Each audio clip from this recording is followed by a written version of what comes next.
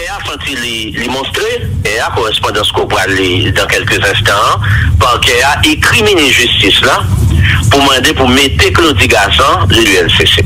Très bien. Alors, c'est juste pour le monde qui n'a pas eu accès à la correspondance. On a dit que donc c'est maître Jean-Louis Ali, donc qui a laissé à lui-même, ministre de la Justice et de la Sécurité publique en ses bureaux. Monsieur le ministre, le parquet près le tribunal d'instance de Port-au-Prince a laissé honneur de vous présenter ses compliments et apprécierait qu'il lui soit permis d'inviter le directeur général de l'ULCC, maître Claudie Gasson, au parquet de ce ressort pour être entendu sur les faits de forfaiture par coalisation, on va l'expliquer nous ça dans le pays, des fonctionnaires et empiètement des autorités administratives et judiciaires.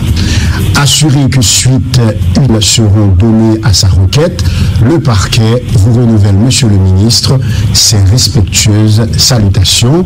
Maître Jacques Lafontaine, moment. Avant de venir sur motif qui fait que vous voulez tendre Claudie Gasson, pour le moins, la première chose, c'est que mon conflit ouvert entre le DG de l'ULCC acheminé au parquet, travail ULCC fini là. Et moi-même, chaque fois, on va parler de ULCC pendant toute l'année 2020, je seulement référé à discours du directeur général sortant David Basile là. Moi, il est en tête, moi. Permettez-moi ça, lui, et qui était très clair sur question ULCCA. C'est Franz Icard qui très probablement a coûté nous là à l'heure actuelle. Qui est un auditeur de la Cour supérieure des comptes. Non, monsieur, c'est un vérificateur dans la fonction publique. Bon, faille que on a fait avec monsieur, notamment sur question Petro-Caribé.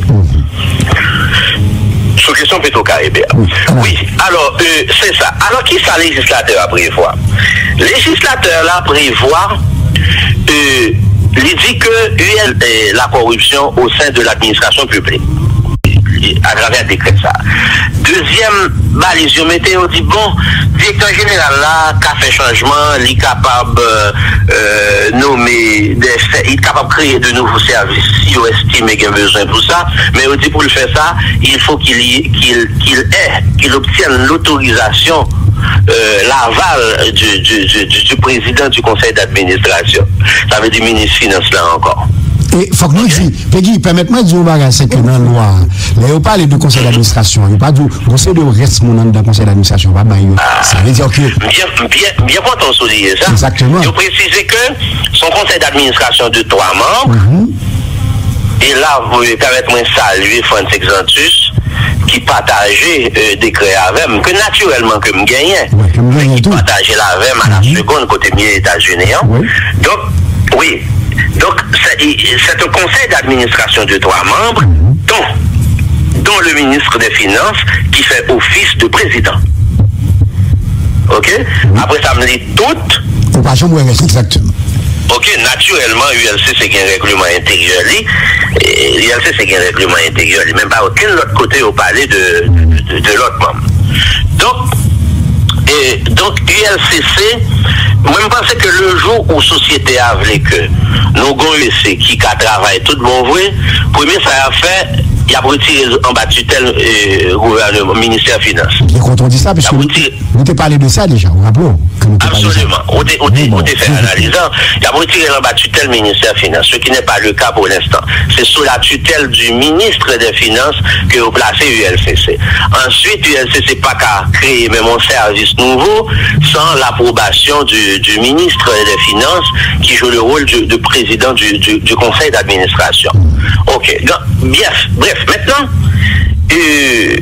autant que je connais comme avocat, une fois dossier, rapport d'enquête là, allez, non, soit pas dire si rapport d'enquête là allé dans le parquet, parce qu'il y a des éléments qui échappent, si rapport d'enquête là allé dans le parquet, ULCC désaisi immédiatement. Maintenant, entre Claudie Gasson qui voulait tendre des substituts, et substitut qui jouit de sa irresponsabilité et dans le cas d'action comme commissaire du gouvernement, parce que lorsque le commissaire du gouvernement agit, il n'agit pas en son nom propre personnel, mais il agit au nom de la société. Donc maintenant, le commissaire du gouvernement a pile couverture, hein, et pile couverture dans ce sens-là. Maintenant, étant donné que c'est autorité poursuite, ils ont estimé que Claudie Garçon outrepassé doit aller et attribution, il fait empiètement sous attribution des autorités judiciaires. C'est-à-dire qu'il fait empiètement sur attribution autorité de poursuite parce qu'il y a une juridiction de jugement. Donc le parquet c'est la juridiction de poursuite et que l'État va faire empiètement, il t'a empiété sous pouvoir, il t'a monté sous pouvoir. L'État a essayé de faire des bagailles qui relevaient de attribution. Il demande au ministre de la Justice de mettre Claudie Garçon à leur disposition.